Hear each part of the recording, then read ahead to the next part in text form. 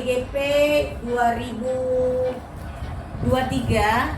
akan mendesiminasikan tentang modul 1.4 mengenai budaya positif. Jadi nanti kita sama-sama mendengarkan dan memberi refleksi untuk Bu Ayu apa-apa yang beliau jabarkan tentang budaya positif tersebut.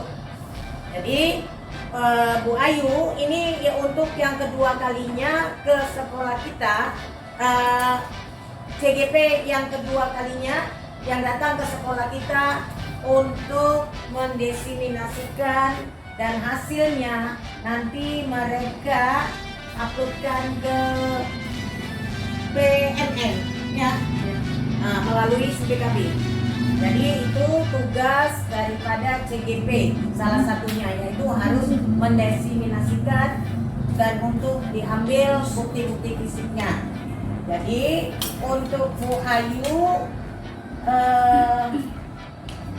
saya selaku kepala sekolah di sini minta maaf sebesar-besarnya apabila fasilitas yang kita gunakan tidak sesuai atau kurang memadai.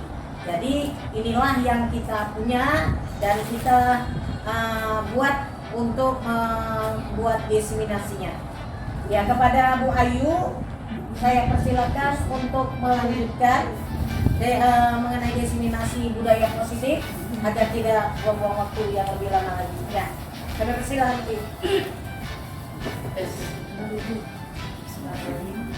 Assalamualaikum warahmatullahi wabarakatuh. Waalaikumsalam warahmatullahi wabarakatuh. Siang Ibu dan Bapak Guru.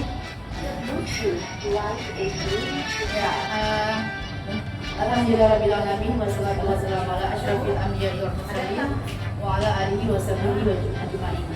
Puji dan syukur kepada Allah SWT yang telah memberikan kita kesehatan sehingga dapat berdiri bersama menjalani kegiatan komunitas belajar di SD Negeri 5 Sabang. Yang saya hormati Ibu Kepala Sekolah dan juga yang saya hormati serta saya banggakan Bapak Ibu, rekan, teman guru di SD Negeri 5 Kota Sabang.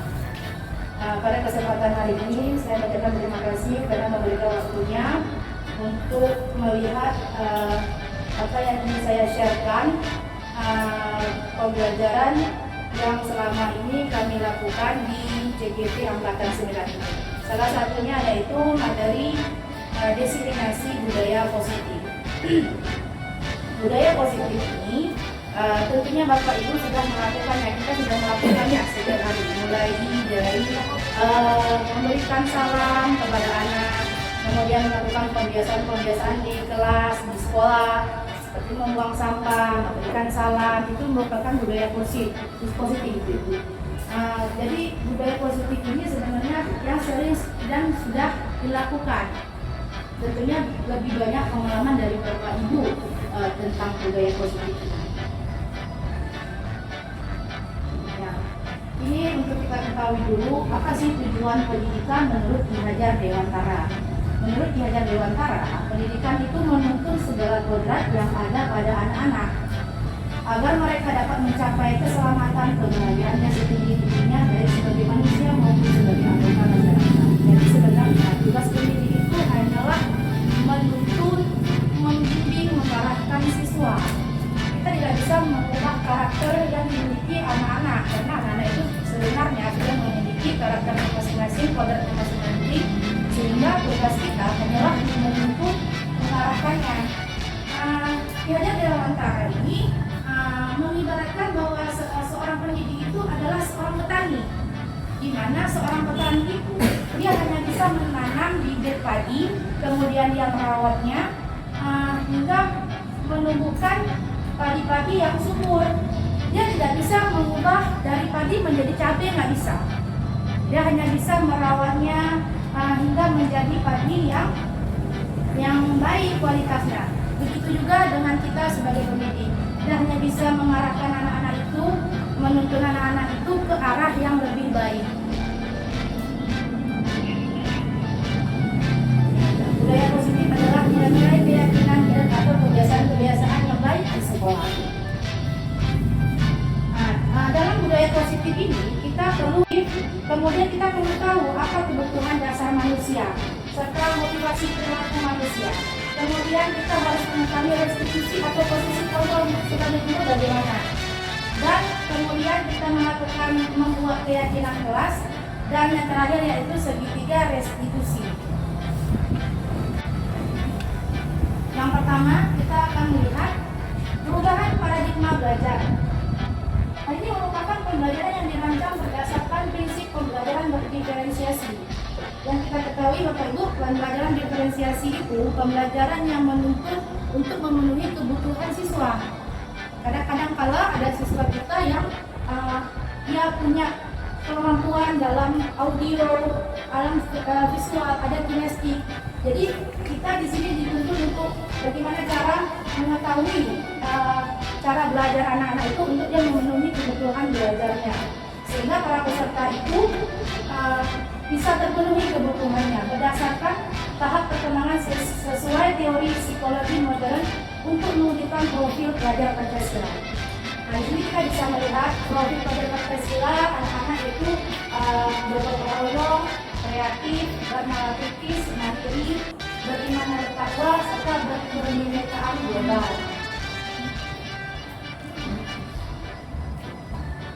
Nah, ini kemarin kita sudah mencoba untuk membuat suatu kegiatan dengan menggenggam artinya. Nah, ini disiplin positif. Ya, tujuan disiplin positif ini adalah menuntun murid untuk memiliki disiplin diri, sehingga mereka bisa berperilaku yang mengacu pada nilai-nilai kebajikan universal dan memiliki motivasi intrinsik bukan ekstrinsik. Motivasi intrinsik ini berasal dari dalam diri anak tersebut. Kita balik lagi tadi ke teori yang menurut William, bahwa anak-anak itu tidak bisa kita paksa. Kita harus dari dalam diri anak itu yang artinya akan menyadari kesalahannya dalam setiap tindakannya, bukan dari faktor ekstrinsik. Faktor ekstrinsik ini maksudnya faktor luar, mungkin ada paksaan, ada merasa ketakutan, seperti itu. Nah, inilah nilai-nilai kebajikan yang tadi dimaksudkan dalam disiplin positif. Di dalam nilai-nilai kebajikan ini ada profil pelajar Pancasila, ya, beriman bertakwa kepada Tuhan Yang Maha Esa, berakhlak mulia, berkebinekaan global, gotong royong, mandiri. Kemudian ada program PEP, adanya sikap toleransi, rasa hormat, integritas, dan nah, ini adalah disiplin positif. Penerapan budaya positif dikaitkan dengan nilai-nilai lain dalam kegiatan pembelajaran, yaitu adanya kontrol guru, kemudian menerapkan disiplin bukan hukuman. Mungkin kita selama ini melakukan aturan itu bersifat hukuman. Nah, kemudian di sini kita menciptakan visi bersama untuk mewujudkan budaya positif. Jadi disiplin positif ini juga kita lihat lagi dengan visi kita. Nah, apa yang ada visi di dalam sekolah. Kemudian kita kaitkan dengan disiplin positif yang kita lakukan. Kemudian merancang kesepakatan kelas bersama siswa. Ya, kesepakatan kelas itu dilakukan bersama siswa, bukan aturan dari guru. Nah, jadi bersama dari siswa sama-sama dengan guru melakukan keyakinan kelas bersama. Kemudian dari keyakinan itu sama-sama menjalankannya. Dan yang terakhir menerapkan disiplin positif di kelas dan di sekolah. Jadi penerapan disiplin positif ini bukan hanya di kelas tetapi seluruhnya, baik di sekolah maupun di. Kemudian kita harus tahu 5 kebutuhan dasar. Kebutuhan dasar manusia itu adalah segala sesuatu yang kita lakukan untuk mendapatkan apa yang kita lakukan, untuk memiliki tujuan tertentu, dan semua usaha terbaik yang kita lakukan adalah dalam rangka agar kebutuhan dasar kita terpenuhi. Ada 5 dasar kebutuhan yang dimiliki manusia, yaitu yang pertama bertahan hidup, kemudian kasih sayang, kebebasan, kesenangan, dan penguasaan. Ini semua ada dalam diri kita dan diri anak-anak murid kita. Makanya kadang-kadang anak-anak itu kalau dia bertingkah laku yang tidak baik, kita harus mengetahui sebenarnya apa yang dia inginkan selama ini. Mungkin saat dia melakukan kesalahan itu dia seperti mengganggu teman. Apa maksud dia mengganggu teman? Kita harus tahu apa kekurangan dia. Mungkin ada kekurangan dari kebutuhan dasar ini. Apa mungkin karena dia kurang kasih sayang di sekolah, di rumahnya, sehingga dia membuat jahil temannya, atau dia kepingin merasa dia itu menjadi penguat. Motivasi pelaku manusia itu ada dua tadi yang saya katakan, bahwa ada yang dari eksternal, ada yang dari internal. Kalau eksternal itu menghindari ketidaknyamanan hukuman. Maksudnya kadang-kadang anak itu mengikuti aturan kita mungkin karena merasa nanti takutnya dihukum sama guru atau sama sekolah-sekolah, maka dia berbuat. Kemudian kadang-kadang mungkin dia melakukan aturan yang kita buat itu hanya untuk mendapatkan imbalan atau penghargaan orang lain, mulia dipuji depan teman. Nah, itu faktor eksternal. Kalau internal itu mereka menjadi orang yang diinginkan atau bisa menghargai diri sendiri dengan nilai-nilai yang mereka percaya. Nah, internal ini dalam diri anak tersebut, dia mau membuat aturan menjalani aturan itu berdasarkan dari dirinya. Itulah yang akan kita munculkan motivasi internal dalam diri dia. Hindari hukuman dan pemberian penghargaan berlebihan agar meminimalisir motivasi eksternal dalam diri murid. Itulah tugas kita. Kalau tidak pernah melakukannya, itu penghukum. Kalau teman, ayolah melakukan demi bapak ibu, seperti itu. Kalau memantau, apakah kamu mau mendapatkan stiker bintang hari ini? Berarti kita memberikan pujian, memberikan penghargaan. Nah, kalau manajer, bagaimana kamu bisa menyelesaikan masalah ini? Nah, jadi kita mendorong anak-anak itu menyadar kesalahan sendiri, kemudian mereka bisa menyelesaikan masalahnya. Ini ya, posisi kontrol dulu, menghukum, membuat rasa bersalah, teman, memantau, dan manajer. Nah, ini saya berikan contoh keyakinan kelas yang sudah saya buat di kelas 6. Yang pertama sekali yang saya lakukan untuk membuat keyakinan kelas, saya menunjukkan pertanyaan formatif ya untuk mereka menjawab sendiri dari pertanyaan itu. Dari itu baru saya bisa bersama anak membuat keyakinan kelas. Ya, ini posisi kontrol guru manajer. Guru berbuat sesuatu bersama murid, kemudian posisi manajer mengacu pada restitusi yang dapat menjadikan murid sebagai manajer bagi dirinya sendiri. Yang tadi keyakinan kelas.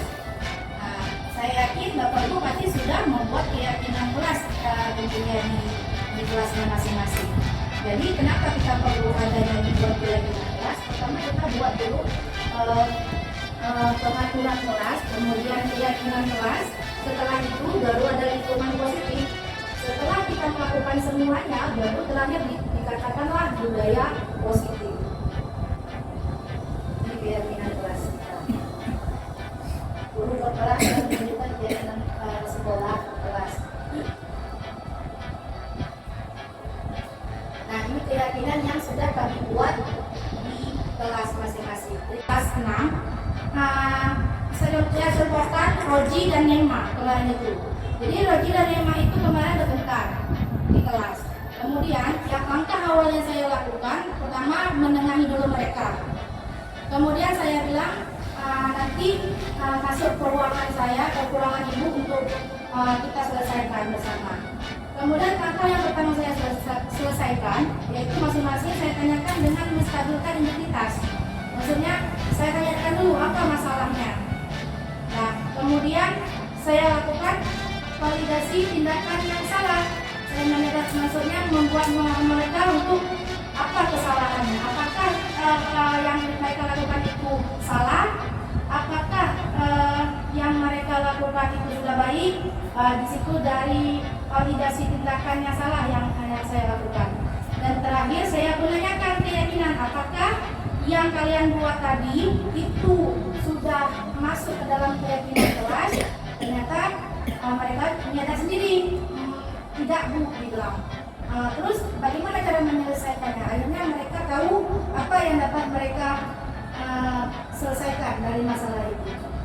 Ini tahap melakukan tindakan. Jadi yang saya lakukan itu adalah kontrol guru sebagai manajer. Menstabilitas, validasi tindakannya salah, menanyakan keyakinan. Kenapa kita harus menggunakan deskripsi itu? Karena tujuannya memajukan murid yang mandiri dan bertanggung jawab. Ya. Nanti akhirnya mereka bisa melakukan atau melaksanakan budaya positif yang ada di sekolah dan di kelas kita. Jadi demikian yang dapat saya sampaikan mengenai budaya positif ini dari awal sampai akhir tadi. Kira-kira ada yang mau bertanya, Bu? Ya, oke. Terima kasih, Bu. Semoga apa yang saya sampaikan ini dapat bermanfaat dari kita semua, karena di sini kita sama-sama belajar. Dan mungkin kalau dalam pengalaman, Bapak Ibu yang lebih berpengalaman dari saya mungkin hanya karena diberi kesempatan dalam pengajaran CGP ini mendapatlah teori ini. Sebenarnya yang kita lakukan ini sudah sering kita lakukan. Ini mungkin diterapkan dalam teori aja. Mengingat lagi, Bu, mengingat lagi apa-apa yang sudah kita lakukan. Demikian. Hanya itu yang dapat saya sampaikan. Saya mohon maaf atas kesalahan apabila waktu atau perkataan tadi saya ada yang salah. Saya akhiri. Wabillahi taufiq wal hidayah. Wassalamualaikum warahmatullahi wabarakatuh.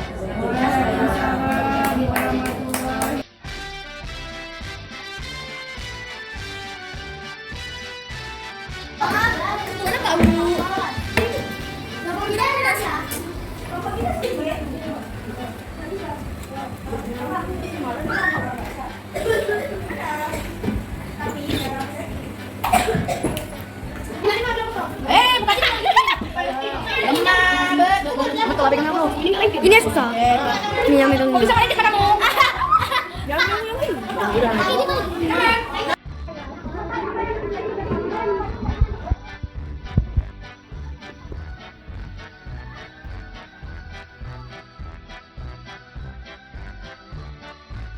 Keyakinan bersama, kesepakatan bersama. Supaya apa? Coba tahu. Supaya kelas sepi. Apa lagi? Supaya ya, sesuai dengan peraturan sih kesepakatan kita. Dengan kita ada keyakinan bersama, nanti ujungnya apa? Ini impian kita di dalam kelas 6. Semua ibu, kalian semua pasti punya impian di dalam kelas. Belajarnya bagaimana? Dalam berteman bagaimana?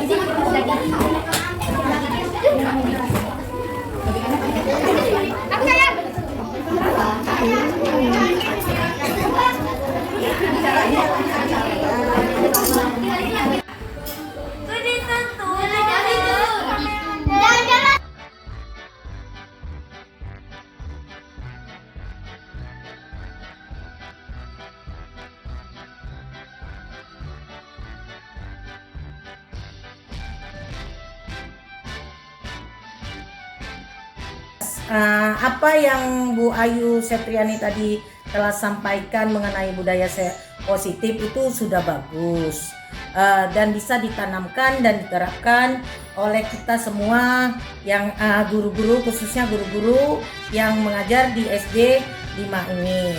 Jadi dengan adanya budaya positif, maka kita dapat mengevaluasi apa-apa tindakan-tindakan apa yang kita lakukan terhadap siswa, apakah sudah sesuai atau tidak melanggar dengan perundungan.